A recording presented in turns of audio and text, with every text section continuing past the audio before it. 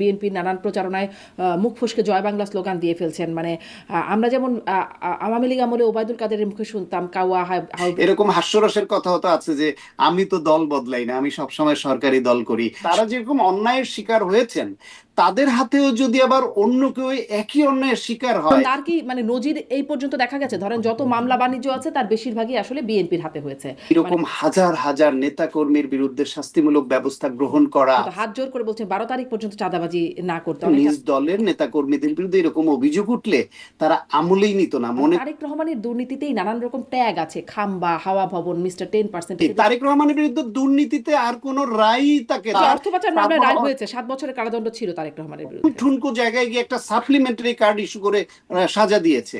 তাহলে হাওয়া ভবনের যে কোটি কোটি হাজার কোটি টাকার গল্প বেঁধেছিলেন সেগুলো কোথায়?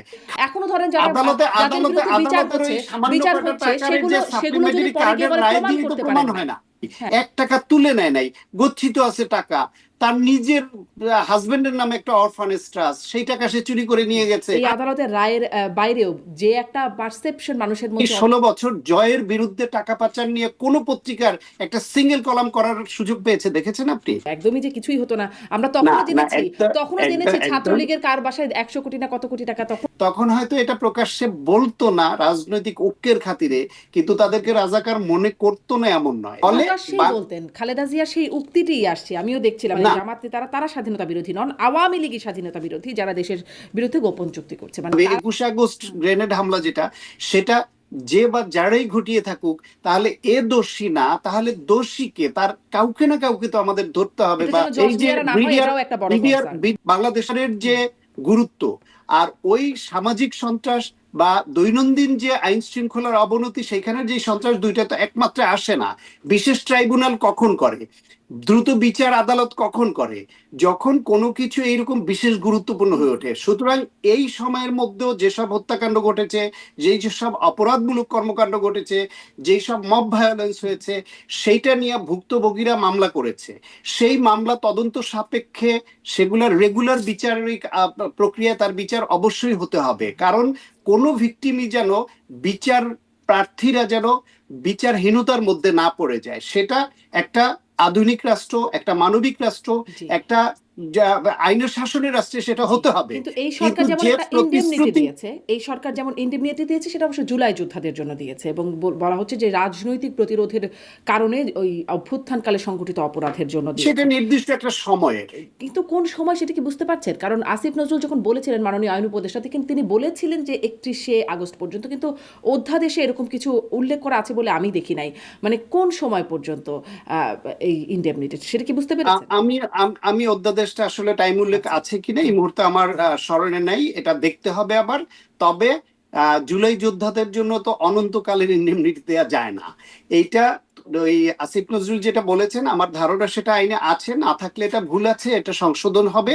কারণ ওই নির্দিষ্ট, আপনি দেখেন যে আমি নিজে জুলাই গণঅভ্যুত্থানের সময় গ্রেফতার হয়েছিলাম, একটা মামলার আসামি আমি। এখন ওই মামলা থেকে আমাকে অব্যাহতি দিয়েছে। এখন আমি যদি আরো আগে বা আরো পরে কোনো অপরাধ করি, তাতে যদি মামলা হয়, সেটা আমি ওই জুলাই ভিকটিম বলে তো আমাকে সেখান থেকে এই রাষ্ট্র বিনা তদন্তে, বিনা বিচারে আমাকে অব্যাহতি দিতে পারে না। সুতরাং জুলাই যোদ্ধা হলেও তারা অনন্তকাল কোনো অপরাধ করলে শুধু ওই কারণে ছাড় পাবেন, এটা হতে পারে না। কিন্তু আসলে মানে ইনডেমনিটির তো শুধুমাত্র ওই সময়কালের কথা বলা হচ্ছে, কিন্তু তারপরে দেখা যাচ্ছে জুলাই যোদ্ধাদের একটা বিশেষ অবস্থা, মানে আইন শৃঙ্খলা বাহিনীর কাছে তারা খুব একটা, তাদের অপরাধ খুব একটা যে আমলে না হয়, বা তাদের নামে যে খুব একটা মামলাও করা যায় তাও না। যেমন ধরেন যখন ওই যে আওয়ামী লীগের নেত্রী শাম্মী আক্তারের বাসায় চাঁদাবাজির ঘটনা ঘটলো, জুলাই যোদ্ধাদেরই কেউ কেউ গেলেন, তখন সরাসরি আসিফ মাহমুদ সজীব ভুঁইয়ার নাম উল্লেখ করেছিলেন, যিনি গ্রেপ্তার হয়েছেন, মানে একদম প্রত্যক্ষ যিনি ধরা হয়েছে যাকে, তিনি বলেছেন যে তার সহায়তা বা তার বিষয়টা আছে। কেউ কোনো তদন্ত করে নাই, কেউ কোনো সেটার জন্য কোনো মামলাও হয় নাই, কোনো আমলই নেওয়া হয় নাই, দুদকও কোনো রকম এটা নিয়ে কেউ আর কি কোনো রাষ্ট্রীয় কর্তৃপক্ষ এরকমটা করে না। যদি এরকম কোনো আসামি বলে, সেটা আসামিরা নানান উদ্দেশ্যে নানান কারণে বলে, সেটা সত্যও হতে পারে, সেটা মিথ্যাও হতে পারে, সেটা তদন্ত করলে বের হয়ে আসবে। এখন সেই আসামিরা তো কারাগারে আছে, এটা বিচারের আওতায় আছে। সুতরাং তদন্ত হয়নি বলে যে তদন্ত হতে পারবে না এমন তো নয়। জি। মানে আপনি মনে করছেন যে আসলে বিএনপি যদি ক্ষমতায় আসে তখন এই সময়ের যে অপরাধগুলো আছে সেগুলো আসলে বিচারের মধ্যে পড়বে। কারণ আমরা আসলে দেখি কি যেই সরকারের সময় অপরাধ আমাদের বাস্তবতায় আমরা যতটুকু দেখে আসছি সেই সরকার সেই আমলের বিচারগুলো করে না। পরের সরকার গিয়ে করে। এরকম আমরা দেখেছি বা বিরোধী পক্ষের বিচার বেশি বাংলাদেশে হয়। বিরোধী পক্ষের বিচার বাংলাদেশে হয়। খুব দুর্ভাগ্যজনকভাবে বাংলাদেশে এই ট্রেন্ড চলে। হুম, বাংলাদেশে ওই একই আদালত বেগম খালেদা জিয়াকে সাজা দেয়, হুম, এতিমের টাকা হস্তান্তর করেছে এক অ্যাকাউন্ট থেকে আরেক অ্যাকাউন্টে, সেটাকে দোষী সাব্যস্ত করে এবং প্রচার চালায় যে এতিমের টাকা হুম, চুরি করেছে রাজনৈতিক দল। আবার বাংলাদেশের সেই আদালতই আবার তাকে নির্দোষ এক হুম, বেকসুর খালাস দেয় যে এই মামলায় ভুল রায় হয়েছিল। যদি তার উপর অন্যায়ভাবে রাষ্ট্রের সর্বোচ্চ আদালত এই রায় দিয়ে থাকে, তাহলে যারা এই রায় দিয়েছে তাদেরও বিচারের আওতায় আনা উচিত।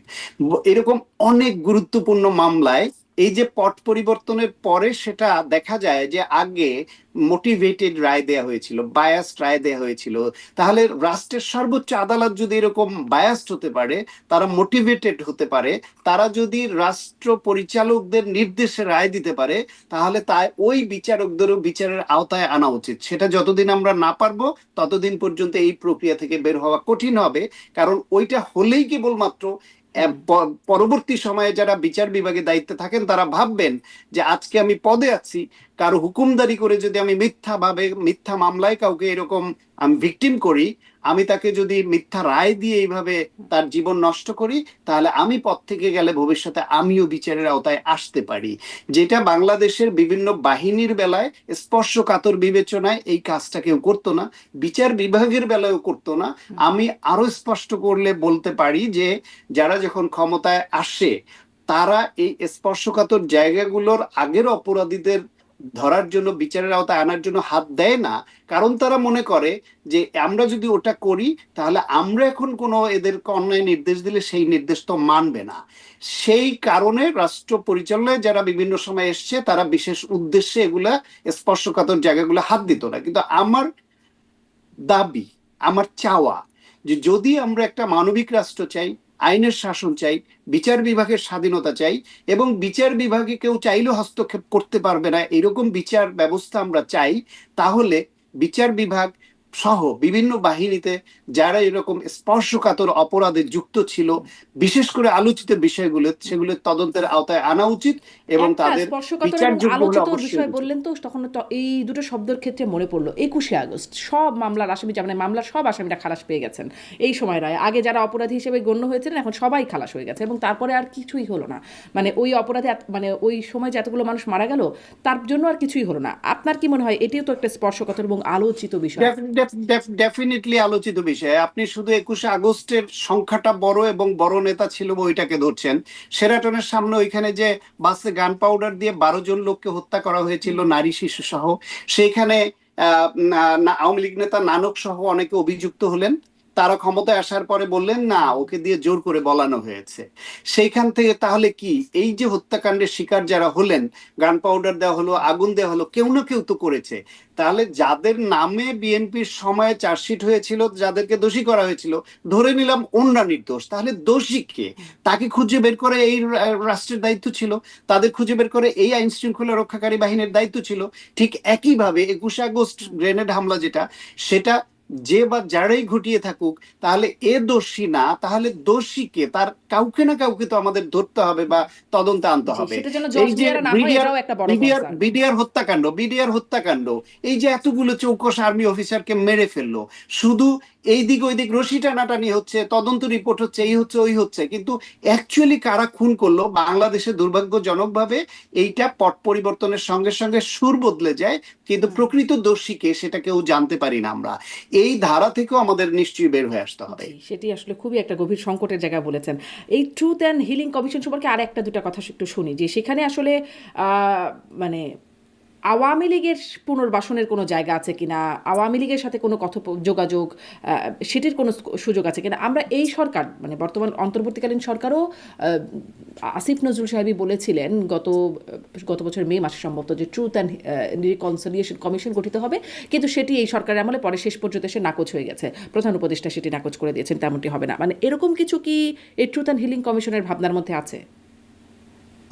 এইখানে কমিশনের ভাবনার মধ্যে আছে কিনা সেটা এখনো স্পষ্ট নয়, কিন্তু তারেক রহমান রয়টার্সের সঙ্গে বক্তব্যে তো বলেছেন যে শেখ হাসিনার সন্তানদের যদি এদেশের জনগণ চায় তাহলে তারা রাজনীতিতে ফিরতে পারবেন। এটা একটা ইঙ্গিত। তো ইঙ্গিতটা কিরকম, এবং আমিও মনে করি দেশের বেশিরভাগ মানুষের চাওয়া এটা, যে আওয়ামী লীগ একটা বিশাল দল ছিল, রাজনৈতিক দল।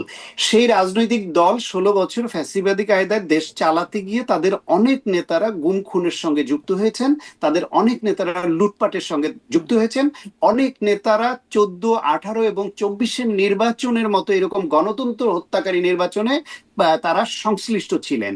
সুতরাং যারা টাকা পাচার করেছেন এদেরকে, এবং সর্বশেষ গণহত্যায় যারা প্রত্যক্ষ রোল প্লে করেছেন, এদেরকে সুনির্দিষ্ট অভিযোগে তাদের বিচার হতে হবে, এবং এই বিচারটা অনন্তকাল ঝুলিয়ে রাখা যাবে না। দ্রুততম সময়ের মধ্যে সঠিক তদন্ত করে এদেরকে বিচারের আওতায় আনতে হবে। এখন এদের বিচারটা হয়ে গেলে, রায় হলে, বাকি যে বিশাল আওয়ামী লীগের সমর্থক জনগোষ্ঠী থাকলো তাদেরকে কি করবে? শেখ মুজিবুর রহমান তো 72 সনে যুদ্ধ অপরাধী, মুক্তিযুদ্ধ বিরোধী শক্তি, তাদেরকেও পর্যন্ত ওই সুনির্দিষ্ট ফৌজদারি অপরাধে অপরাধী ছাড়া বাকি সবাইকে সাধারণ ক্ষমা ঘোষণা করে দিলেন।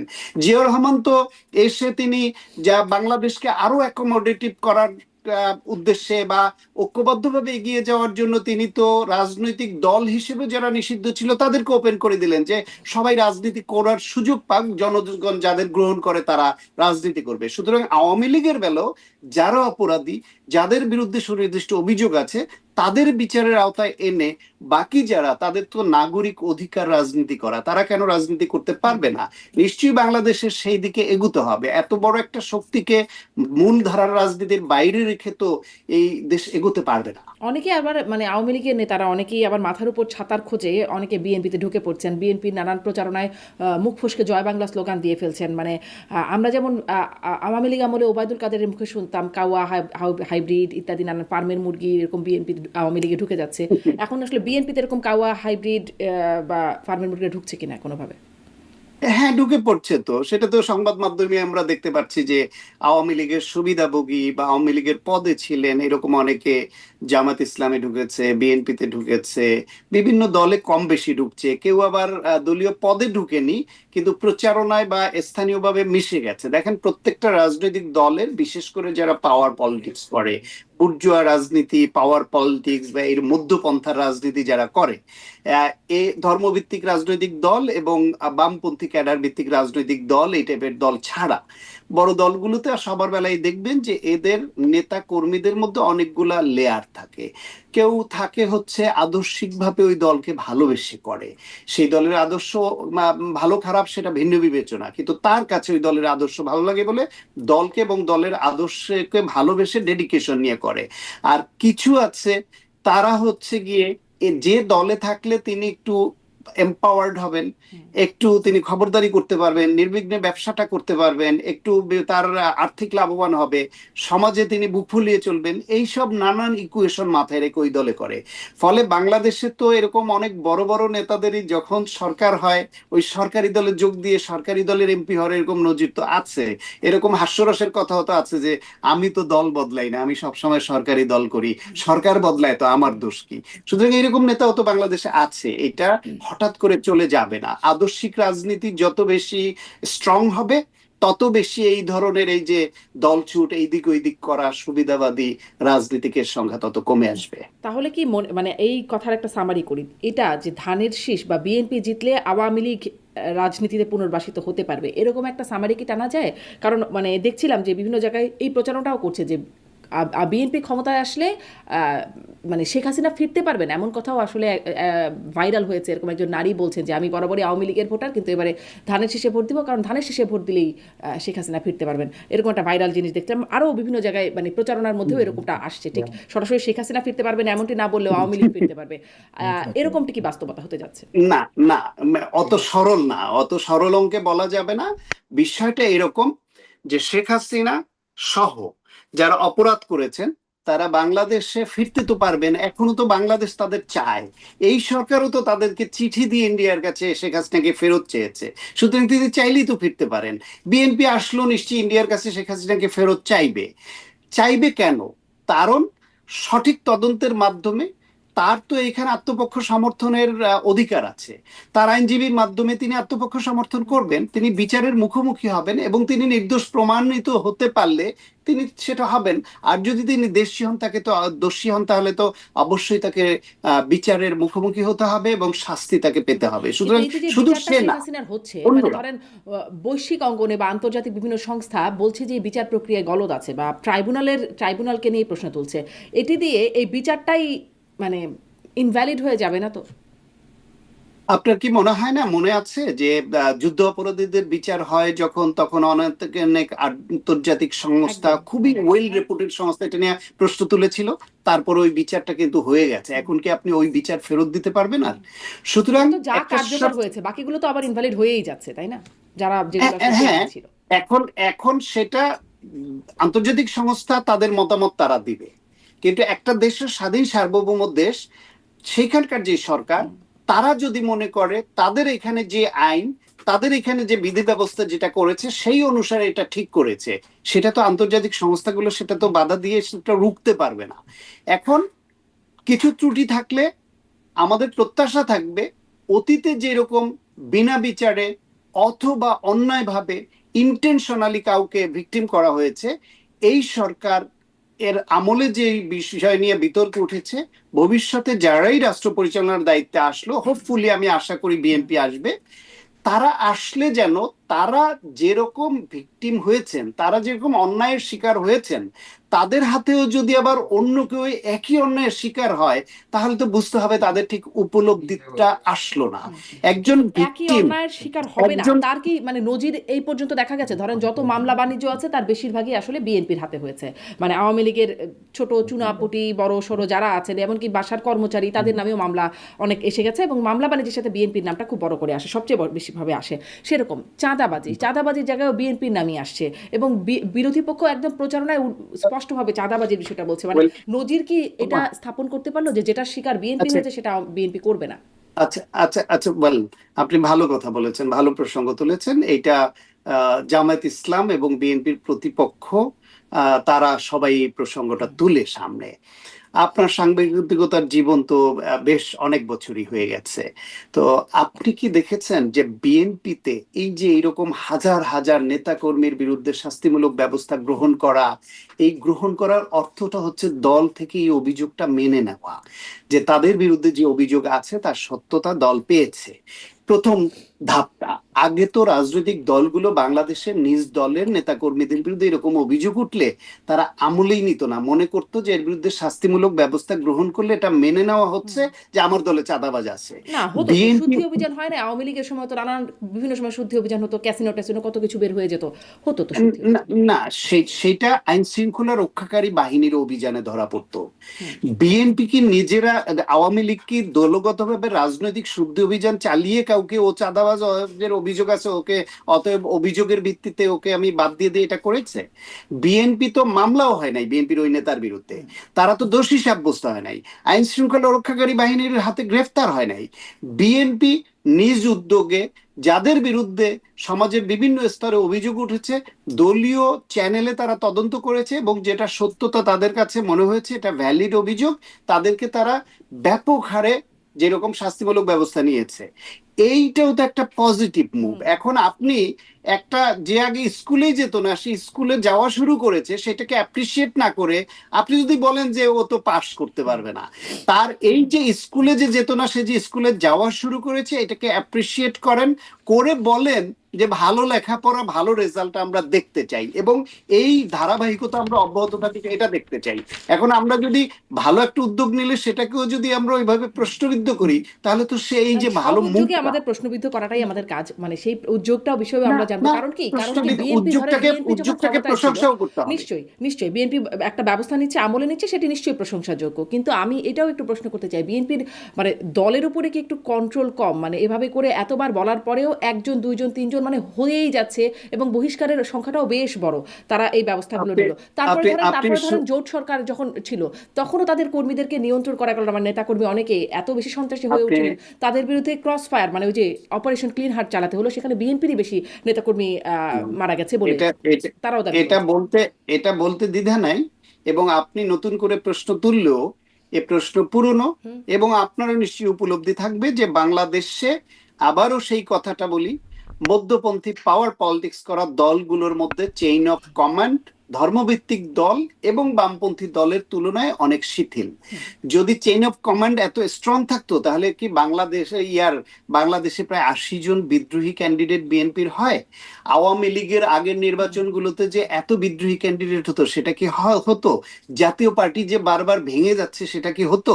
সুতরাং মধ্যপন্থী পাওয়ার পলিটিক্স করা দলগুলো, এটা চেইন অফ কমান্ডটা এইরকম, এই আদলে এখনো আছে। তারা এইটাকে কবে রেটিফাই করে ওই রকম ধর্মভিত্তিক দল বা ক্যাডার ভিত্তিক দলের মধ্যে আদৌ হতে পারবে কিনা বা আদৌ হতে চায় কিনা সেটা ভিন্ন প্রশ্ন।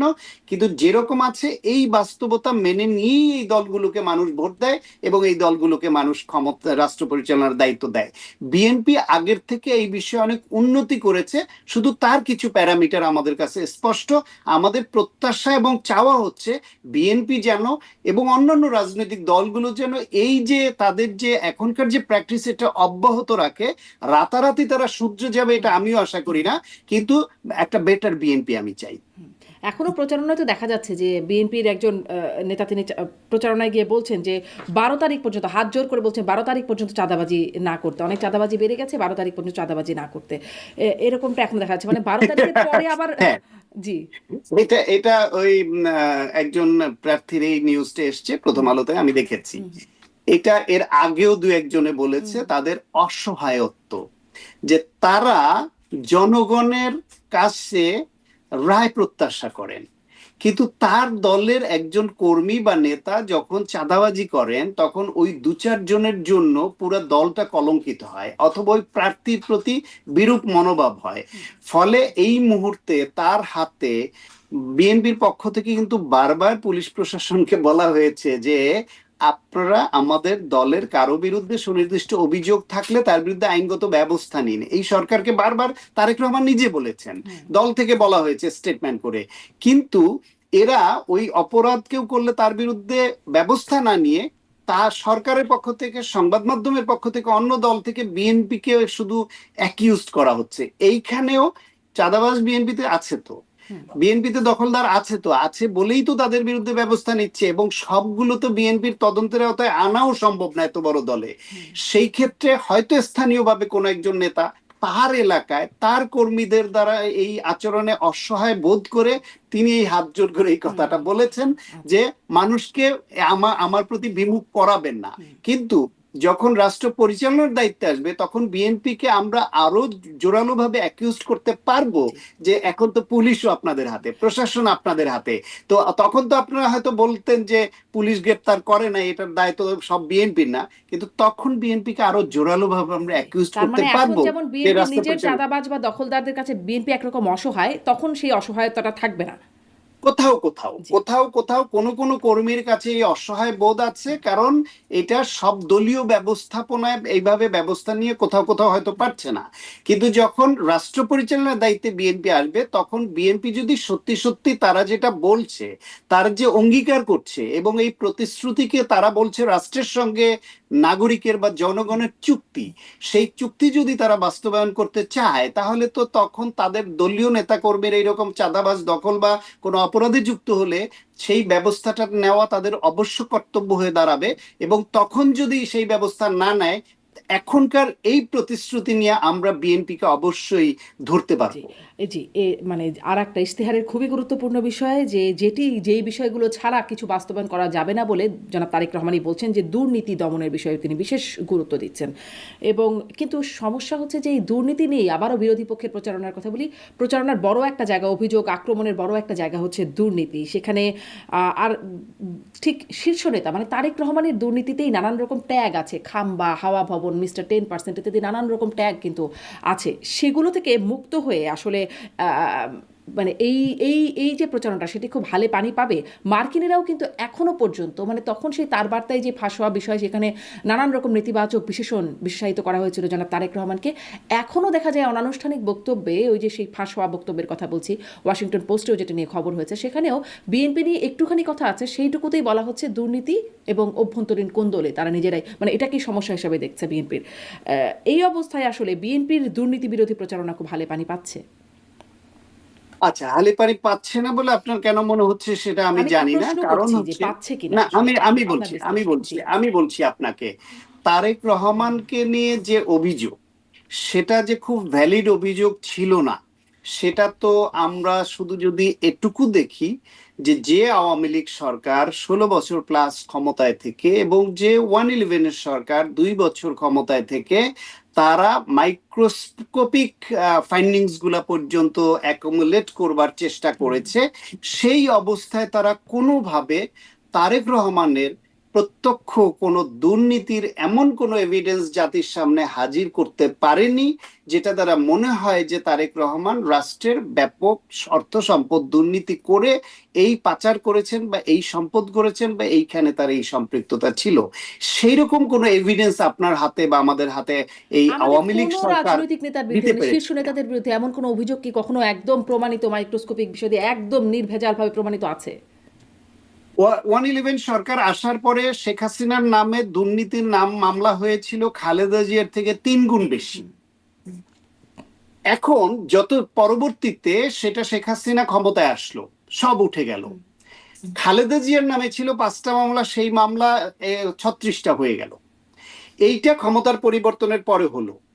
এখন শেখ হাসিনাকে যদি আমাদের দুর্নীতিবাজ বলতে হয়, তাহলে পরবর্তী সরকার যারা আসবে তাদেরকে অবশ্যই, ইতিমধ্যেই শেখ হাসিনা কিছু দুর্নীতির তদন্ত রিপোর্ট সামনে আসছে, সব আমরা দেখছি, সেই রিপোর্টগুলো স্বচ্ছতার সঙ্গে আমাদের সামনে হাজির করতে হবে যে শেখ হাসিনা এবং তার পরিবার এই এই করেছেন। ইতিমধ্যে তাদের যে প্রভাব খাটিয়ে জমি নেওয়া সেটা আমরা দেখেছি, প্লট নেওয়া দেখেছি, বাগানবাড়ি করা দেখেছি, তাদের নামে কিভাবে কিভাবে অর্থ সম্পদ বাড়িয়েছেন সেটা দেখেছি। যদি এটা আরো বড় কোনো এরকম টাকা পাচার, তার ছেলেকে নিয়ে এরকম চাউর আছে যে আমেরিকা প্রচুর টাকা এরকম তো পাচার বহু হয়েছে। চাউর ছিল, মানে বিএনপি আমলের হ্যাঁ, শীর্ষ নেতাদের বিরুদ্ধে এখন বহু চাউর ছিল। ওকে ফাইন, আওয়ামী লীগ আমলেও সেই এটা নিয়ে সেই আরো বেশি অনেক বড় গল্প আচ্ছা, হয়েছে। সেই চাউরটার প্রমাণ না হওয়া পর্যন্ত কি আপনি জয়কে দুর্নীতিবাজ বলবেন, বলতে পারবেন? আচ্ছা, তাহলে বলতে আপনি পারবো না অভিযোগ আমরা, তুলতে পারেন, মানে আমরা বলতে অভিযোগ পারবো না। তুলতে আচ্ছা। পারবেন, অভিযোগ তুলতে পারবেন, কিন্তু 18 বছর 20 বছর যে ঘটনায় চলে গেছে এবং প্রতিপক্ষ প্রমাণ করতে পারেনি, সুতরাং তাহলে আপনি তাকে এখন দুর্নীতিবাজ এই তকমাটা তার গায়ে লাগাবেন কি করে, বা এটা মানুষকে বিশ্বাস করাবেন কি করে? এটা যে রাজনৈতিক তারা তো প্রচারণা প্রমাণ নয়। করেছিল, পরে এসে আবার সেই কারা মামলা মানে সব কারা ইনভ্যালিড হয়ে কারা গেছে। প্রমাণ করেছিল মানে ওই যে বলেন তো, তারেক বলেন রহমানের তো। বিরুদ্ধে টাকা পাচারের মামলায় রায় হয়েছিল না? কোথায় কোথায় টাকা পাচারের মামলা প্রমাণ করেছে বলেন তো, 7 কোন মামলাটায়? বছরের অর্থ পাচারের মামলায় তো তারেক রহমানের কোনটা কোনটা শাস্তি বলেন হয়েছিল। তো, কোন আপনি মামলাটায়, বললে আমি কোনটায়? একটু গুগল করে আপনাকে একদম বলতে একটু পারি যে। গুগল করে দেখান তো, কোন অর্থ আচ্ছা, পাচারের মামলায় তার নামে হয়েছিল, কত টাকা পাচার ছিল, কোথায়? অত বিস্তারিত এখন দেখতে গেলে তো আমাকে একটু সময় নিতে হবে এতক্ষণ। তাহলে আহ, তাহলে আপনি না ওই কিন্তু কিন্তু প্রস্তুতিটা কিন্তু নিয়ে আসবেন হ্যাঁ, না নিশ্চয়ই, পরবর্তীতে, মানে এখন আপনার সঙ্গে কথা। আমি আরো বসবো, হ্যাঁ। আবারও বসবো। হুম, আপনি প্রস্তুতিটা নিয়ে আসবেন যে হুম, তারেক রহমানের বিরুদ্ধে কোন মামলায় সাজা দিয়েছে, যেটা ওই টাকা পাচার বা দুর্নীতি বা হাওয়া ভবন কেন্দ্রিক যে দুর্নীতি, হাওয়া ভবনের যে এইভাবে একটা পোট্রে করা হয়েছিল, আর এরা যে 16 বছরের গোটা বাংলাদেশকে হাওয়া ভবন বানিয়ে হুম। ফেলেছিল, ওই হাওয়া ভবনের হাওয়া তুলে তুলে, তা হাওয়া ভবনের একটা দুর্নীতির প্রমাণ তারা সামনে আনতে এই যে পেরেছে অর্থ 16 পাচার বছরে? বা মানি লন্ডারিং অভিযোগে বিএনপির ভারপ্রাপ্ত চেয়ারম্যান তারেক রহমান এবং ব্যবসায়ী গিয়াসউদ্দিন আল মামুন, তাদের সাজা হয়েছিল 7 বছরের কারাদণ্ড তাতে হয়েছিল। কত টাকা কোন দেশে পাচার করেছে দেখেন তো। আহ, সেটির বিস্তারিত অবশ্যই এই প্রতিবেদনে নাই, তবে নিশ্চয়ই মামলার রায় কোথায় যেহেতু আছে? হয়েছে। আপনি দেখেছেন শুধু একটা ইয়ের ওই যে সাপ্লিমেন্টারি কার্ড, হুম, হুম। তাদের যে ক্রেডিট কার্ড, সেই কার্ডের একটা সাপ্লিমেন্টারি কার্ড, যেটা গিয়াসউদ্দিন আল মামুনের একটা কার্ড ছিল, সেই কার্ড সংক্রান্ত একটা বিষয়ে কত টাকা সেটা? জি। আপনি কোটি টাকার নিচের একটা সামান্য বিষয় নিয়ে আপনি ওইভাবে মিথ্যা একটা জি। সাপ্লিমেন্টারি কার্ড দিয়ে সে ব্যবহার করেছে, এটাকে বানিয়েছিল। আর সেইখানে আপনার এই হাওয়া ভবন এবং সব নিয়ে আপনি হাজার কোটি শত কোটি টাকার গল্প ছড়িয়েছেন, এবং সেটাও সত্যতা কতখানি সেটা এখন আবার পুনঃ তদন্ত হলে বোঝা যাবে। রাষ্ট্র ক্ষমতায় যখন থাকে তখন 16 বছর ধরে চেষ্টা করে একটা সাপ্লিমেন্টারি কার্ড ব্যবহারের, বিদেশে গিয়ে খরচ করেছে বা কি করেছে, সেই সেই একটা ক্ষুদ্র জিনিস বের করেছেন। আর একটা মামলায় তার একদমই বিরুদ্ধে মানে আমি আপনার সাথে এখানে খুব দ্বিমত করার কিছু নাই, মানে আছে এরকম হয়েছে, কিন্তু এবং রায়ও যে সব সঠিক হয়েছে সেটাও হয়তো বলার সুযোগ নাই, কিন্তু মানে একইভাবে আমি বলছিলাম আর এই কোনো কথা রায়ই যে হয়নি তারেক রহমানের বিরুদ্ধে দুর্নীতিতে, আর কোনো রায়ই তাকে, তার বিরুদ্ধে হইলো গিয়ে ধরেন 21 কোটি হ্যাঁ, টাকার না এই হামলা। যে অর্থ পাচার মামলায় তারপর রায় হয়েছে 7 বছরের কারাদণ্ড ছিল তারেক রহমানের বিরুদ্ধে। কোনটায় এই যে অর্থ কোনটায় পাচারের মামলায়, অর্থ পাচার মানি লন্ডারিং আইনে করা মামলায় 7 বছরের কারাদণ্ড হয়েছিল। 7 বছরের কারাদণ্ড হয়েছে বলেন আপনি কত? খালেদা জিয়ার নামে আপনি সারা জীবন ধরে উদাহরণ দিতে পারবেন যে হ্যাঁ, এতিম মেয়ের টাকা চুরি এবং দুর্নীতির দায়ে তার বিরুদ্ধে তো 10 বছরের সাজা হয়েছিল, প্রথমে 5 বছর দিয়ে 5 বছর বাড়িয়েছে। সেই টাকাটা আপনি, এতিমের টাকা সে চুরি করলো কি করে? এক অ্যাকাউন্ট থেকে আরেকটা অ্যাকাউন্টে তার প্রফিট বেশি বলে সেখানে হস্তান্তর করেছে, প্রক্রিয়াগত ত্রুটি হয়ে থাকলে সেটা নিয়ে করতে পারে। ওইখান থেকে 1 টাকা সে খরচ করে নাই, 1 টাকা তুলে নেয় নাই, গচ্ছিত আছে টাকা। তার নিজের হাজবেন্ডের নামে একটা অরফানেজ ট্রাস্ট, সেই টাকা সে চুরি করে নিয়ে গেছে, আমি সেটা আসলে দিয়ে সাজা দিয়ে দিলেন। আর ওই সাজার রেফারেন্স দিয়ে আপনি এখন বলতে না পারবেন ডক্টর খালেদা সাখাওয়াত, জিয়া আমার দুর্নীতিবাজ? আসলে উদ্দেশ্য এটা না যে তারেক রহমান বা বেগম জিয়ার আমলে কি দুর্নীতি হয়েছে বা দুর্নীতি তারা করেছেন কিনা। আপনি বলছিলেন যে প্রমাণ করতে পারেন না, আমি আসলে প্রমাণ করতে পারেন না এর না, জায়গায় প্রমাণ করতে আমি পারে একটু নাই তো। এখানে কথা বলতে চাই যে এখনো ধরেন যারা আদালতে যাদের আদালতে বিরুদ্ধে আদালতের ওই সামান্য বিচার কটা হচ্ছে টাকার সেগুলো যে সেগুলো যদি সাপ্লিমেন্টারি পরে গিয়ে কার্ডের বলে রায় প্রমাণ দিয়েই তো করতে প্রমাণ পারেন হয় নাই। না। হ্যাঁ, তো আদালতের ওই সাপ্লিমেন্টারি একটা কার্ডের একটা সামান্য বিষয় দিয়ে একটা রায় দিয়েছে, তাতেই তো প্রমাণ হয় না। খালেদা জিয়ার নামে 10 বছরের সাজা দিয়েছে, সেটা দিয়ে তো প্রমাণ হয় না। আমরা তো তখনও বলেছি যে এটা টাকা এক অ্যাকাউন্ট থেকে আরেক অ্যাকাউন্টে হস্তান্তর হয়েছে, টাকা পুরোটাই আছে, 1 টাকা খরচ হয়নি, সেটা সুদে আসলে বেড়ে 3 গুণ হয়েছে। তাকে রাজনৈতিকভাবে রায় দেওয়া হয়েছে। এখন ওই রায়ের কারণে যদি কেউ এখন উদাহরণ এনে বলে যে খালেদা জিয়ার নামে তো এই রায় হয়েছিল, তার 10 বছরের সাজা হয়েছিল, সুতরাং এটা তো প্রমাণিত। আপনি ওই রকম একটা রায় হলে প্রমাণিত না, তারপরে দেখেন টাকার অ্যামাউন্ট এত খুঁজে কিছুই না পেয়ে কোন ঠুনকো জায়গায় গিয়ে একটা সাপ্লিমেন্টারি কার্ড ইস্যু করে সাজা দিয়েছে। তাহলে হাওয়া ভবনের যে এই যে কোটি কোটি হাজার কোটি টাকার গল্প ভেবেছিলেন, সেগুলো কোথায়? খাম্বা নামে যে তাকে যে পোট্রে করেছিলেন, সেই খাম্বার টাকাটা কোথায়? টাকাটা দেন তাকে এখন তাহলে। মানে ধরেন এটি তো শুধু আওয়ামী লীগের আমলে বা আওয়ামী লীগের করে না, যুক্তরাষ্ট্র এই বিষয়গুলো বলে তাদের এটা কেন বলে? যুক্তরাষ্ট্র এখন যে এখানে যুক্তরাষ্ট্রের একজন কূটনীতিক জামাতকে নিয়ে তার যেই স্টেটমেন্ট করেছে, আপনার কি মনে হয় বাংলাদেশের বাস্তবতা এটা? বাংলাদেশের জামাত ইসলাম এখানে ক্ষমতায় চলে আসবে, বিরাট কিছু হয়ে গেছে, এটা আপনার মনে হয়? তো 12 তারিখ ইলেকশন হোক, রেজাল্ট দেখলেই তো বুঝবেন। তারা কেন সুতরাং মনে করে? এইখানে, সুতরাং কারণ হচ্ছে গিয়ে পৃথিবীর সমস্ত দেশেই কখনো কখনো বিশেষ সখ্য তৈরি হইলে, কখনো বিশেষ স্বার্থকেন্দ্রিক বিষয় হইলে কূটনীতিকরা অনেকে বিভিন্ন রকম দুর্নীতি থেকে বিভিন্ন সময় জড়ায়নি। অথবা দুর্নীতি না করুক, ব্যক্তিগত পছন্দ অপছন্দ, বন্ধুত্ব, নানান কারণেও কি তারা বায়াসড হয় না? সুতরাং তাদের একটা তার বার্তা, আমেরিকার একটা তার বার্তাকে আপনার কি বেদবাক্য মনে হচ্ছে? বাইবেল এটা? না, আমেরিকার দুর্নীতি, নিশ্চয়ই আমেরিকার বিভিন্ন নিশ্চয়ই না। দেশের উপর আগ্রাসন আপনার কি সব ন্যায্য মনে হয়? তাহলে শুধু বাংলাদেশ প্রশ্নে বা একজন নেতা প্রশ্নে আমেরিকা তার বার্তা দিল, সেটা আপনার হাতিয়ার হয়ে গেল? না, একটা তার বার্তা হাউ না, কাম? আমেরিকার তার বার্তা, আমেরিকার ধারণা, বাংলাদেশের আদালতের রায় যেটি আপনি একদমই খারিজ করে দিচ্ছেন, বা ধরেন মানে এই আদালতের রায়ের বাইরেও যে একটা পারসেপশন মানুষের মধ্যে অনেকেই এগুলোর মাধ্যমেই হয়তো তৈরি হয়েছে সেগুলো, মানুষের মধ্যে পারসেপশন বা তৈরি এফবিআই এর করেছে এসে সে সাক্ষী বাংলাদেশের, দেওয়া। মানুষের মধ্যে পারসেপশন তৈরি করেছে বাংলাদেশের বিশেষ একটা রাজনৈতিক গোষ্ঠী তাদের অনুগত সংবাদ মাধ্যম ব্যবহার করে। বিভিন্ন সংবাদ মাধ্যমে যে রিপোর্টগুলি হয়েছিল, সেই রিপোর্টগুলি এইভাবে তখন বিএনপি তুলনামূলকভাবে সংবাদ মাধ্যমের প্রতি বিভিন্ন কড়াকড়ি অবস্থান নেয়নি বলে এই সংবাদ মাধ্যমগুলো এটা করতে পেরেছিল। আপনি 16 বছর জয়ের বিরুদ্ধে টাকা পাচার নিয়ে কোন পত্রিকার একটা সিঙ্গেল কলাম করার সুযোগ পেয়েছে দেখেছেন আপনি? পেরেছে? পারেনি। তারেক রহমান কিংবা বেগম খালেদা জিয়া তাদের ওই আমলে তারা সংবাদ মাধ্যমের এই রিপোর্ট করেছে বলে কোনো সংবাদ মাধ্যমের টুটি চেপে ধরেনি। ফলে তারা যে বিশেষ উদ্দেশ্যে, সরকারের বিশেষ উদ্দেশ্য বাস্তবায়নের যে এজেন্ডা নিয়ে নেমেছিল, তারা সেটা প্রচারণায় আনতে পেরেছিল, কিন্তু তারা ফেল করেছে বলে এখন তারা আবার গুটিসুটি হয়ে সেই বিএনপির কাছে তারা যাচ্ছে এবং বলছে বেগম খালেদা জিয়া এত ভালোভাবে রাষ্ট্র চালিয়েছেন, তার এত ভালো নীতিমালা ছিল, এই দলের প্রতি তাদের এই আস্থা আছে, সেটা এখন বলছেন। মানে তাহলে হ্যাঁ, তাদেরকে এখন এটাই খুবই অদ্ভুত ব্যাপার। মানে যখন আওয়ামী লীগ ক্ষমতায় ছিল তখন তারা তাদের আগের দোষ, যেটা ভুল হয়ে গেছিল আওয়ামী লীগের নামে এরকম সেরকমটা বলে তারা আসছে, এখন আবার মানে বিএনপির দিকে যাচ্ছে, এটাই একটা ক্যারেক্টার।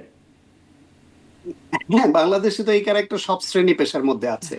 বাংলাদেশে আপনি ডাক্তার, ইঞ্জিনিয়ার, কৃষিবিদ, শিক্ষক, সাংবাদিক, বিভিন্ন পেশাজীবী, এমনকি প্রশাসনে এই সাংবাদিকদের মধ্যে আপনি যা দেখেন, তা কোথায় আপনি এরকম স্বচ্ছতার সঙ্গে সবাই দেশ, রাজনীতি, নীতি নৈতিকতা এটা নিয়ে চলছে, তো সেখানে আপনি শুধুমাত্র একজন ব্যক্তি বা একটা দলকে প্রশ্নবিদ্ধ করা বিষয়গুলা বেশি বেশি আপনারা আলোচনায় আনছেন। আপনি আওয়ামী লীগ আজকে পতিত, তারপরও আওয়ামী লীগ নিয়ে আপনারা বলতে পারছেন না সেই হারে। আওয়ামী লীগ ক্ষমতায় থাকতে তো বলেনই নাই, বেশিরভাগ সংবাদ মাধ্যম এটা বলার সাহসই দেখায় নাই। বিদেশে যারা ছিল তারা কিছুটা সুযোগ নিয়ে বলেছে। আমরা এখানে গুটি কয়েক লোক ভয়ে ভয়ে রাতে গিয়ে টকশোতে কিছু কথা বলতাম, এই তো। হুম। না, আওয়ামী লীগের আমলেও আওয়ামী লীগের এসালামের দুর্নীতি, বড় বড় দুর্নীতির খবরগুলো কিন্তু কিছু কিছু হলেও বের হতো, একদমই যে কিছুই হতো না। আমরা না তখনও না, জেনেছি, একদম তখনও একদম জেনেছি একদম ছাত্রলীগের কার বাসায় 100 কোটি না কত কোটি টাকা তখনও উদ্ধার করা হতো, মানে তখনও আমরা এগুলো না। জানতাম যেগুলো ঘটনাগুলো ঘটছে। হ্যাঁ, না, এটা হতো কিভাবে, এটা তখনও আমরা বলতাম। একটা পাহাড় থেকে একটা নুড়ি পাথর ছিটকে পড়তো। নুড়ি পাথরটা ছিটকে পড়তো কখন? পাহাড়ে পাহাড়ে যখন সংঘর্ষ হতো, শুধু তখন। দুর্নীতিবাজ দুর্নীতিবাজ বা তাদের ভেতরের লোকদের মধ্যে যখন ভাগ বাটোয়ারা নিয়ে সমস্যা হতো বা ঐক্যের ঘাটতি ঘটতো, তখন একজনের বিরুদ্ধে একজন সংবাদ মাধ্যমের কোনো অংশকে ওটুকু দিয়ে দিত, সেটা ছিল একটা পাহাড়ের একটা নুড়ি পাথরের সমান। এসালামের লক্ষ কোটি পাচারের কথাও কিন্তু সেই আমলেই এসেছিল, মানে তখনই আমরা জেনেছিলাম যে এরকম একটা ঘটনা ঘটছে। হ্যাঁ, ব্যবসায়িক দ্বন্দ্ব থেকে এক ব্যবসায়িক গোষ্ঠীর বিরুদ্ধে আরেক ব্যবসায়িক গোষ্ঠী এরকম দিয়েছে, কিন্তু জি। আপনি শেখ রেহানা, শেখ হাসিনা, জয়, পুতুল, কিংবা তার পুতুলের এক্স হাজবেন্ড, কিংবা তাদের ওই যে আত্মীয় স্বজন, তাদের বিরুদ্ধে কয়টা দুর্নীতির খবর আপনি প্রকাশ এখন আবার করতে যেগুলো পেরেছিলেন? আসছে দেখা যাচ্ছে টিউলিপের বিরুদ্ধে, যেরকম যে শেখ হাসিনাকে প্রভাব খাটিয়ে তার উপরে জোর করে তিনি প্লট আদায়ের কথা বলে, তার জন্য শাস্তিরও বিষয় হয়ে যাচ্ছে, যেটি খুবই মানে হাস্যকর বলে বিশ্লেষকরা বিশ্লেষণ করছেন। আমাদের অনুষ্ঠানেও আপনারাও হয়তো এই বিষয়ে কথা বলেছেন। মানে এখন আবার এরকমও তো ঘটনা ঘটছে। না, প্রেসার করে বাংলাদেশে এখন করা হচ্ছে এরকম অভিযোগটা কে করছে? ওই যারা অভিযুক্ত, যারা এখন অভিযুক্ত তারা করছে। না, মানে আদালতে আইনজীবী বললেন না, সেটা তো খুব ভাইরাল ঘটনা ঘটলো যে টিউলিপকে যখন মানে ওই প্রভাব খাটিয়ে প্লট নেওয়ার ঘটনায় বলা হলো, তখন মানে টিউলিপ প্রভাব খাটিয়েছেন শেখ হাসিনার উপরে, এটা নিয়ে অনেক, এবং কিভাবে প্রভাব খাটিয়েছেন সেটার না কোনো প্রমাণ খুব একটা আসছিল না, মানে। না, এটা প্রভাব খাটানো নয়, এটা প্রভাব বলতে সম্পর্কের প্রভাব, এটা ক্ষমতার প্রভাব নয়। দুই মনের বোনের মধ্যে যে বাংলাদেশের পাওয়ার ভাগাভাগি, একজনের টাকা নিবে একজনের পদ নিবে, এটা তো চাউর ছিল আগে থেকেই। যে একই বাবার দুই সন্তান উত্তরাধিকার সূত্রে একজন বিদেশে থেকে তিনি টাকার ভাগ নিবেন, আর এখানে মন্ত্রী এমপির কোটা নিবেন, আর আরেকজন চেয়ারে থাকবেন, এই আন্ডারস্ট্যান্ডিং এই তো দুই বোন রাষ্ট্রটাকে ধ্বংস করেছে। এবং তার মধ্যে এক বোনের সন্তান যিনি, তিনি আবার শেখ হাসিনার দুর্দিনে ইন্টারন্যাশনাল সাপোর্ট, ইউকের সাপোর্ট, রাশিয়ার সাপোর্ট, বিভিন্ন ব্যবসায় ডিল করে এগুলো করেছেন, সেগুলো তো অপ্রকাশিত নয়। জি, মানে আমি এখানেই বলছিলাম যে সবকিছু প্রকাশ হয়, কিন্তু আবার ক্ষমতার পরিবর্তনে গিয়ে ওই প্রকাশটা মাইক্রোস্কোপিক ভাবে প্রকাশিত, মানে প্রমাণিত হ্যাঁ হয় হ্যাঁ, না, এই বিষয়গুলো চলে আসে। সেখানেই আমি বলছি, এটি একটা সেখানেই আমি দুর্ভাগ্যজনক। বলছি সেখানেই আমি বলছি তারেক রহমানের বিরুদ্ধে হাওয়া ভবনকে যেইভাবে একটা হুম। মিথ তৈরি করা হয়েছিল হাওয়া ভবনকে নিয়ে, সেই হাওয়া ভবন কেন্দ্রিক একটা দুর্নীতিও 111-এর সরকার বা আওয়ামী লীগ 16 বছরে প্রমাণ করতে ব্যর্থ হলো কেন, সেই প্রশ্নটা আওয়ামী লীগকে কোনোদিন নিশ্চয়ই, কেউ নিশ্চয়ই, করেনি এবং আপনারা। এরকম মিথ যেন আর না থাকে, যেগুলো প্রমাণিত হয়, যেগুলো সত্যিই যেন প্রমাণিত হয়, খুব চাই আমরা, কিন্তু সেরকমটা আসলে হয়ে ওঠে না। আসি আরেকটা বিষয়, যে বিএনপির প্রচারণায় প্রতিপক্ষকে আক্রমণ তো একটা রাজনৈতিক প্রচারণার একটা কালচার আমাদের, সেখানে যেমন আমি বলছিলাম যে জামাত এখন বিএনপিকে দুর্নীতি নিয়ে বিভিন্ন সময় আক্রমণ বা অভিযোগ তুলে আসছে, আর বিএনপির পক্ষ থেকে অভিযোগ তোলা হচ্ছে সেই মুক্তিযুদ্ধে জামাতের ভূমিকা নিয়ে। অবশ্য জামাত এখন বলছে তারা ক্ষমতায় গেলে সঠিক ইতিহাস তুলে ধরবে মুক্তিযুদ্ধের, এটিও একটা আলোচনার বিষয়। তো এখন যখন বিএনপি দায়ী করছে, তখন আবার ওই যে তারা ওটা বলছে যে সঙ্গে যখন ছিলাম তখন তো এই বিষয়গুলো বলা হয় না, তখন কি 71-এর ভূমিকা ছিল না। এবং আমার অনুষ্ঠানেও বলছিলেন জামাতের একজন নেতা যে বেগম জিয়া বলেছিলেন যে তারা মুক্তিযুদ্ধ বিরোধী, মানে স্বাধীনতা বিরোধী নন যখন যুদ্ধাপরাধের বিচারগুলো চলছিল। এখন আসলে এই বিষয়টা বলে বিএনপিকে আরো বিপাকে পড়ছে নাকি, মানে খুব কার্যকর না, কিছু হচ্ছে? একটা একটা প্রথমে মোটা দাগে একটা জিনিস বলি, সেটা হলো বাংলাদেশের রাজনীতি কখনোই দৃঢ় নৈতিক বা নীতি নৈতিকতার ভিত্তির উপর দাঁড়ায়নি। বাংলাদেশের রাজনীতি সবসময় থেকেছে স্বার্থের ইকুয়েশনে বন্দী। স্বার্থের ইকুয়েশনের কারণেই শেখ মুজিবুর রহমান জাসদকে হত্যা করে, স্বার্থের ইকুয়েশনের কারণেই তিনি যুদ্ধ অপরাধীদেরকে সাধারণ ক্ষমা ঘোষণা করেন। আবার জিয়াউর রহমান এসে আবার স্বার্থের ইকুয়েশনের কারণেই আবার কারো কারো রাজনীতি উন্মুক্ত করেন। এরশাদের সময় স্বার্থের ইকুয়েশনের কারণেই আওয়ামী লীগ এবং জামায়াত এক হয়ে ৮৬ জাতীয় বেঈমান খেতাব অর্জন করে তার অধীনে নির্বাচনে যায়। স্বার্থের ইকুয়েশনের কারণেই স্বাধীনতার ঘোষকের প্রতিষ্ঠিত দল বিএনপি জামাতের সঙ্গে দীর্ঘদিন রাজনৈতিক মিত্রতা করে। স্বার্থের ইকুয়েশনের কারণেই আওয়ামী লীগের মতো একটি মুক্তিযুদ্ধের পক্ষের শক্তি জামাতের সঙ্গে জোট করে এবং ৯৫, ৯৬, ৯৪ সালে বিএনপির বিরুদ্ধে এক হয়ে তারা একসঙ্গে বসে। নিজামী এবং শেখ হাসিনা একসঙ্গে বসতে পারেন। এটাকে রওনক জাহান তার পলিটিক্যাল পার্টিজ অফ বাংলাদেশে বইতে বলেছেন এটা একটা কৌশলগত জোট ছিল তাদের। তারা ওপেন করেননি, কিন্তু তারা যা যা করেছেন সবগুলা বিএনপির এই অফিসিয়াল জোটে যা করেছে তার থেকে একটুও কম করেনি কিছুতে। এইটা ফলে বাংলাদেশের রাজনীতিতে এটা আছে, কিন্তু আছে বলেই এমন নয় যে আওয়ামী লীগের সঙ্গে যখন জামায়াত ইসলাম গিয়েছিল তখন আওয়ামী লীগ জামায়াতকে রাজাকার মনে করতো না, কিংবা স্বৈরাচার যাকে আওয়ামী লীগ বিএনপি উভয়ে মিলে পতন ঘটালো সেই স্বৈরাচারকে দুই দলই আবার জোটে তাদের সঙ্গে নিল, সঙ্গে নিয়েছে বলেই তাদেরকে স্বৈরাচার মনে করতো না এমন নয়। ঠিক একইভাবে বিএনপির সঙ্গে জামাত ছিল বলেই তখন হয়তো এটা প্রকাশ্যে বলতো না রাজনৈতিক ঐক্যের খাতিরে, কিন্তু তাদেরকে রাজাকার মনে করতো না এমন নয়। না, ফলে বলতেন খালেদা জিয়া সেই উক্তিটিই আসছে, আমিও দেখছিলাম যে ওই সময় তিনি বলছিলেন যে মতিউর রহমান নিজামী, আলী হাসান মোহাম্মদ মুজাহিদ, সাইদি, কামরুজ্জামান মানে তারা মানে জামাত নেতারা তারা স্বাধীনতা বিরোধী নন, আওয়ামী লীগই স্বাধীনতা বিরোধী যারা দেশের বিরুদ্ধে গোপন চুক্তি করছে, মানে তারা নন, তাদের বিরুদ্ধে যে বিচার হচ্ছে সেটা ঠিক না। আপনি একটা হচ্ছে ৭১ প্রশ্নে মুক্তিযুদ্ধ বিরোধী অবস্থানে ওনারা ছিলেন, এটা বেগম খালেদা জিয়ার বক্তব্য। আপনি ৯৪, ৯৫ সালে জাতীয় সংসদে তাদের যে বক্তব্যগুলো আছে, জামাত যখন আওয়ামী লীগের সঙ্গে মিলে সংসদ থেকে রিজাইন করে বের হয়ে আসলো ওই সময় বক্তব্যগুলো আবার দেখেন। সুতরাং আপনি শেষের এই একটা ধরেন এবং এইখানে দুইটা বক্তব্য পাশাপাশি মিলান। বলেছে এরা এরা মুক্তিযুদ্ধ স্বাধীনতা বিরোধী নয়, আওয়ামী লীগ স্বাধীনতা বিরোধী, কারণ দেশের বিরুদ্ধে চুক্তি করছে।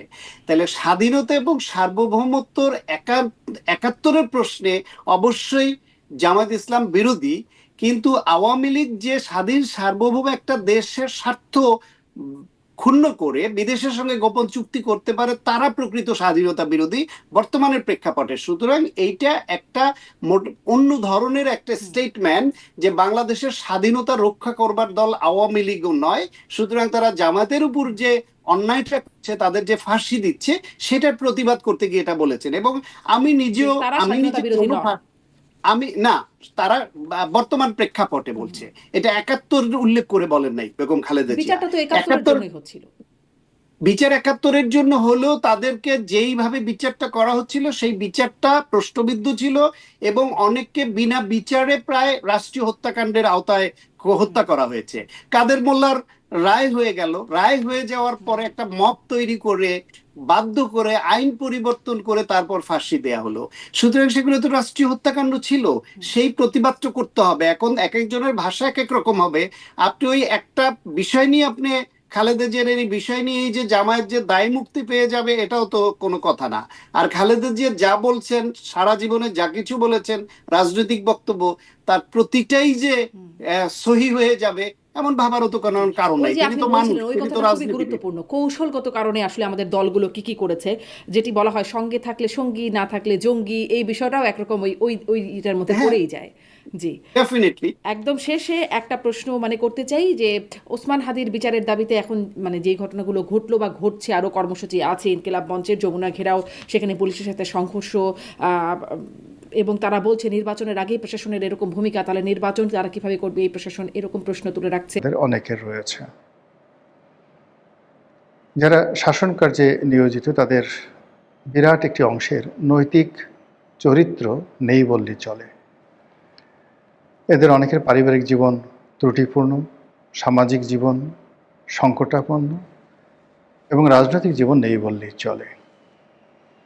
এখন এই মানুষের পরিচালনায়, নেতৃত্বে একটি নির্বাচন হতে যাচ্ছে। নির্বাচনে অংশগ্রহণ করতে যাচ্ছেন তারা যারা 15টি বছর ধরে পালিয়েছিলেন, ভীত সন্ত্রস্ত অবস্থায় ছিলেন, অথবা প্রাণভয়ে, টাকার লোভে কেউ কেউ গাদ্দারি করেছেন নিজের দলের সঙ্গে, আর কেউ কেউ নিজের সঙ্গে আত্মপ্রবঞ্চনা করে আওয়ামী লীগের সঙ্গে দালালি করেছেন, দাবিদারি করেছেন, গোপনে গোপনে তাদের তথ্য দিয়ে তাদেরকে ক্ষমতায় থাকতে সহযোগিতা করেছেন। এই হলো রূঢ় বাস্তবতা। এখন সেই বাস্তবতায় আপনি যদি একটা নির্বাচন অনুষ্ঠান করেন, আমার কাছে মনে হচ্ছে কি যে ধরুন অনেকগুলো রুগী দীর্ঘদিন ধরে আইসিইউতে আছেন, তাদেরকে মূলত আইসিইউতে বাঁচিয়ে রাখা হলো। মুখ দিয়ে খাবার খাচ্ছেন না, নিজের ইচ্ছায় পায়খানা পেশাব করছেন না, আইসিইউতে যাওয়া হয়। সব কাজগুলো ডাক্তার, নার্স এবং মেশিনে করছে। এই মানুষগুলো হঠাৎ করে এনে রাজপথে ছেড়ে দিয়ে বললেন যে তোমরা একটা দৌড় দাও, ম্যারাথনের দৌড়। সেক্ষেত্রে সেই আইসিইউ রোগীদের যে অবস্থা হবে, আমাদের রাজনীতির অবস্থা এখন কি তার চাইতে খুব ভালো, নাকি অপ্রাসঙ্গিক? আইসিইউর প্রসঙ্গটি অপ্রাসঙ্গিক, নাকি সত্যিকার অর্থেই যা হচ্ছে তা করার ক্ষমতা আমাদের নেই? লম্বা ভূমিকা টানলাম এই কারণে যে আজকে 7 তারিখ, 6 তারিখ ছিল শুক্রবার। এই শুক্রবার দিন ডক্টর মোহাম্মদ ইউনূসের বাসভবন ঘেরাও করার জন্য দুটো সংগঠন, একটি ইনকিলাব মঞ্চ, সেই আব্দুল হাদী যিনি নির্মমভাবে নিহত হয়েছেন, শহীদ উসমান হাদী,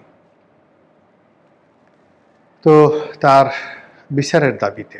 এর কারণ হলো তার বিচার নিয়ে যে ধরনের কারসাজি হচ্ছে, তার বিচার নিয়ে যে ধরনের রিপোর্ট দেওয়া হয়েছে, এইগুলোকে তার সমর্থকরা মনে করছেন যে অনেকটা জজ মিয়া নাটকের মতো। তো তারা বিচার চাচ্ছেন। সেই বিচার চাওয়ার জন্য তারা অতীতের মতোই শাহবাগের যে তাদের ঘাঁটি আছে সেখান থেকে সদল বলে ডক্টর মোহাম্মদ ইউনূসের বাসভবন যমুনাতে আসার চেষ্টা করেছেন। দ্বিতীয় আরেকটি গ্রুপ, সেটা হলো সরকারি কর্মকর্তা, কর্মচারী, বিশেষ করে কর্মচারীদের সংগঠন। তারা এই নির্বাচনের আগে তারা তাদের যে ব্যাপারে, যে বেতন ভাতা বৃদ্ধির ব্যাপারে যে সিদ্ধান্ত নেওয়া হয়েছে সেটি বাস্তবায়ন চান। এর কারণ হলো যে তাদের বেতন প্রায় দ্বিগুণেরও বেশি করা হয়েছে, 2.5 গুণ করা হয়েছে। এখন এই বেতন কবে নাগাদ বাস্তবায়ন হবে এটি রাজনৈতিক সরকার সিদ্ধান্ত নেবে বলে বর্তমান সরকার ঝুলিয়ে রেখেছেন। এখন আমলাতন্ত্রের বক্তব্য হলো যে গত 17-18 মাস ধরে আমরাই তো আসলে ডক্টর মোহাম্মদ ইউনূস সরকারকে বাঁচিয়ে রেখেছি। আমরা না হলে তিনি থাকতে পারতেন না। তার কোনো রাজনৈতিক সংগঠন নেই, জনসমর্থন নেই, তারপর রাজনৈতিক দলগুলোর সঙ্গে তার কোনো বন্ধুত্ব নেই। তো সেই অবস্থায় শুধুমাত্র আমলাতন্ত্রের উপর নির্ভর করে তিনি এই গত 17 মাসে যা কিছু অর্জন, যা কিছু ভোগ, যা কিছু বিলাস সব কিছু করেছেন। কাজে তিনি আমাদের একটা দফা রফা না করে তিনি এখান থেকে যেতে পারবেন না। আদারওয়াইজ আমরা এই নির্বাচনে অংশগ্রহণ করব না, দেখি আমাদের ছাড়া সেই নির্বাচন কিভাবে করে। তো প্রচণ্ড জিদ নিয়ে, শক্তিমত্তা নিয়ে, সাহস নিয়ে তারা যমুনার দিকে এসেছেন। এখন এই দুটো বিপ্লবের পেছনে কোনো ম্যাটিকুলাস ডিজাইন আছে কিনা আমি বলতে পারবো না, কিন্তু লোকজন সন্দেহ করছে। এর পেছনে আওয়ামী লীগের হাত আছে কিনা বলতে পারবো না, কিন্তু লোকজন বলা বলি করছে।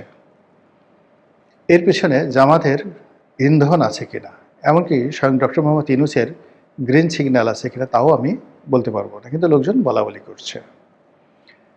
কিন্তু যে পরিস্থিতিটা তৈরি হয়েছে সেটি হলো পুলিশ খুব শক্ত হাতে পরিস্থিতি দমন করেছে।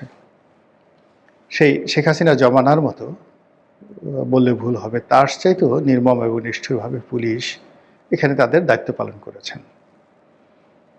আমি এখানে পুলিশের বাড়াবাড়ি বলবো না, পুলিশের যা করা উচিত ছিল পুলিশ আসলে তাই করেছে। এবং এই কাজগুলো যদি গত 17 মাসে পুলিশ করতে পারতো তাহলে আজকের এই অবস্থা তৈরি হতো না। পরিস্থিতি সামাল দেওয়ার জন্য স্বয়ং ইন্সপেক্টর জেনারেল অফ পুলিশ তিনি ঘটনাস্থলে এসেছেন। তারপর মেট্রোপলিটন পুলিশ কমিশনার, তিনি এতটা ত্যক্ত, এতটা বিরক্ত, তিনি স্যান্ডেল পরে স্যান্ডো গেঞ্জি গায়ে দিয়ে, বুঝতে পারেন যে শুক্রবার দিন সাধারণত সবাই পারিবারিক জীবন কাটায়, তো তিনি হয়তো ওভাবে ছিলেন, একটি প্যান্ট পরেছিলেন, একটি স্যান্ডো গেঞ্জি গায়ে দিয়েছিলেন, আর একটা সাধারণ চপ্পল পায়ে দিয়েছিলেন। ওই অবস্থাতে তিনি মাঠে চলে এসেছেন। এবং আমার এই জীবনে প্রথম কোনো পুলিশের কমিশনার, এবং যিনি আইজি পদমর্যাদার, এবং এই আমলে পুলিশ কমিশনারকে আইজি পদমর্যাদা দেওয়া হয়েছে। তিনি নিজে হাতে লাঠি নিয়ে, তার বয়সও এখন নিঃসন্দেহে ৬০-৬২ বছর হয়ে গেছে,